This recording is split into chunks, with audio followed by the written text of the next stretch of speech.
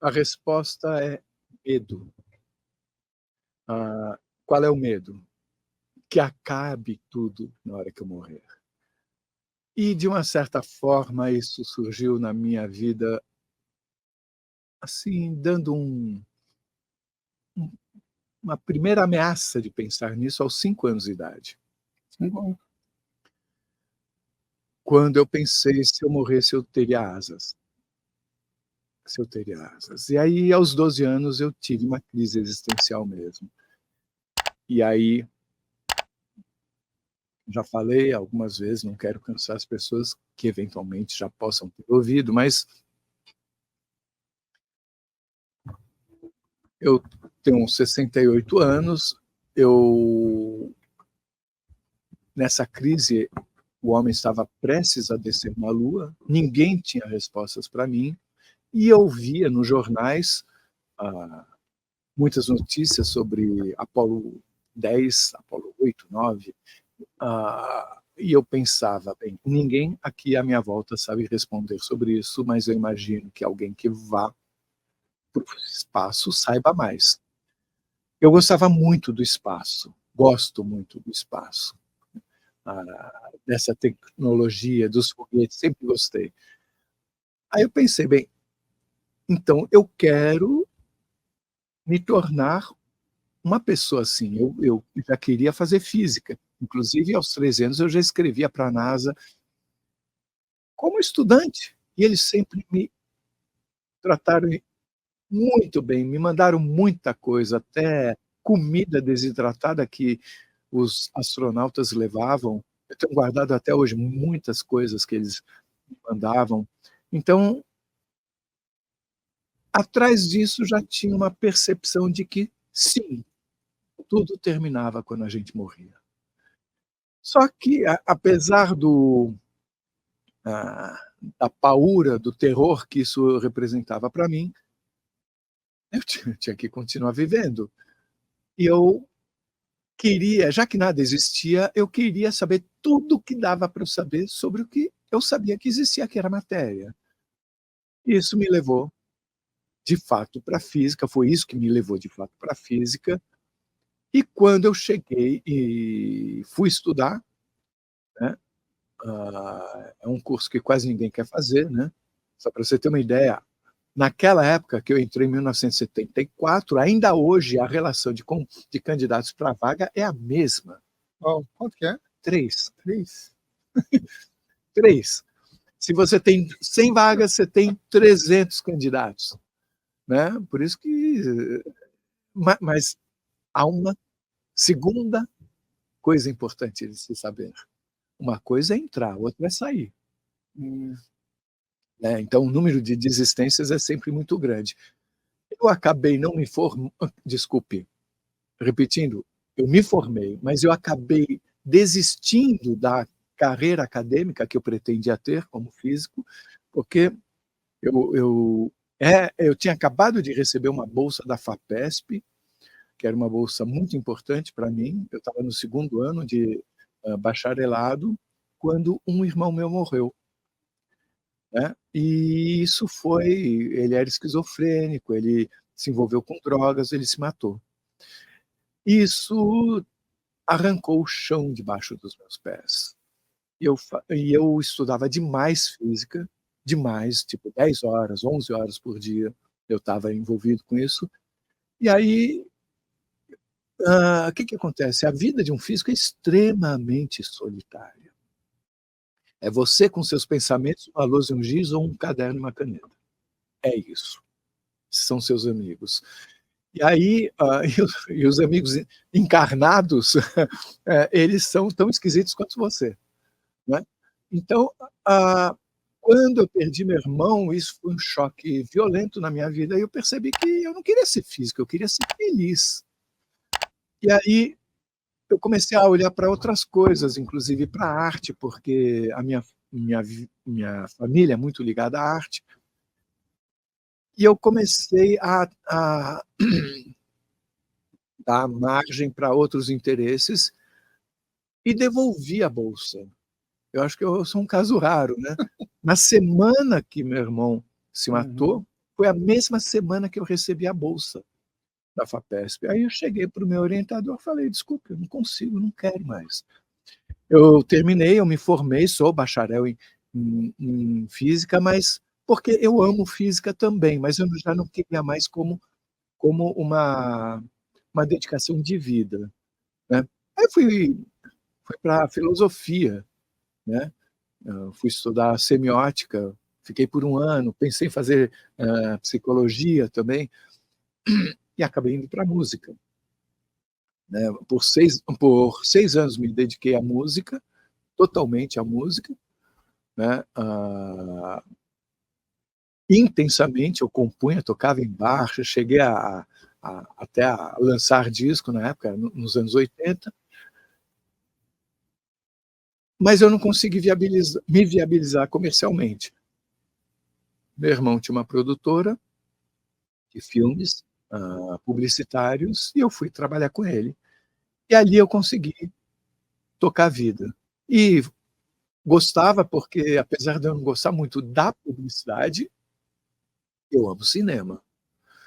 E aí acabei me divertindo muito, também ganhando dinheiro, até que veio uma moça chamada Zélia Cardoso de Mello, com plano Collor. Nós tínhamos feito um enorme investimento e do dia para a noite a gente não tinha mais dinheiro, os clientes não tinham mais dinheiro e a gente continuava com a dívida bancária. Isso foi o início do fim. Isso foi o que fez a produtora quebrar. Quando quebrou, eu, passei a fazer alguns documentários sobre música e aí, no meio de toda essa trajetória, Samuel, esse interesse ele nunca desapareceu, mas ele ficou escondido, assim, porque a arte é extremamente envolvente. Eu acho que a arte é a vida com tempero. Vida sem arte é vida sem tempero. E aí, ah, eu conheci nesse meio tempo pessoas que tinham dons, né, os mais variados, inclusive eu conheci uma pessoa que ela era vidente mesmo, mas o que que acontece? É como se ela não fosse uma terráquea como eu.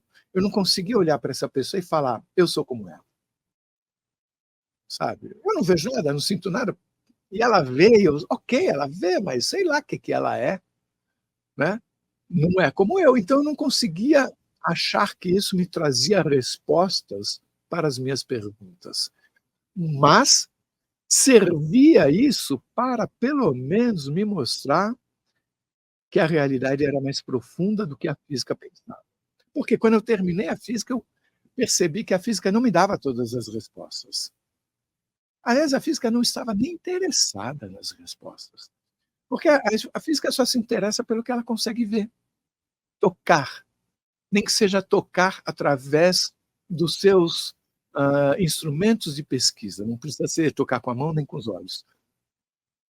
Mas eu nunca pensei que sairia, que eu iria além disso. Então, ok, a física não tem todas as respostas, se eu olho para o universo, ah, eu entendi claramente por que que há cientistas ateus ou cientistas religiosos, por quê? Porque a ciência não chega lá, ela não tem interesse em chegar lá. Então se você existe alguma coisa, eu te falo para você, você explicar a existência do universo é tão difícil para um religioso quanto para um ateu. Porque se eu falar: "Não existe nada, tá aí, mas isso que está aí, veio da onde?". "Ah, simplesmente está aí". Mas como assim simplesmente está aí? Que história é essa? Por que que simplesmente está aí? Ou como diria um filósofo alemão, não sei se é Wittgenstein, né, assim: "Por que que existe alguma coisa em vez de nada?". Não existe essa resposta. Então eu achei que ok, vai ser assim até o final da vida, deixa eu ouvir uma música enquanto isso, e ir à praia. Aí um dia eu estava, meu pai era compositor musical, também na área erudita, e ele tinha muitos amigos, um desses amigos era o doutor Edson Amâncio, que é um amante, de Dostoiévski, inclusive foi à Rússia com meu pai,